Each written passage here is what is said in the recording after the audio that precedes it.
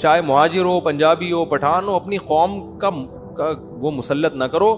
اگر بیٹی کہیں نکاح کرنا چاہتی ہے تو وہ بے شک غیر قوم کا ہے, تو اگر اس میں کوئی بڑی خرابی, کوئی خدا نہ کوئی چرسی ہے, ہیروئنچی ہے, کیونکہ بچیوں کا کوئی بھروسہ نہیں ہوتا, کسی کو بھی کسی بھی ٹائم پہ چاہ سکتی ہیں. وہ کوئی سٹا لگا رہا ہے, اس نے تھوڑا سا ان کو بھی پلا دیا سٹا, ٹھیک ہے نا, تو ان کو بڑا مزہ آیا تو اسی پہ عاشق ہو گئی. تو بچیاں تو بیچاری ناسمجھ ہوتی ہیں.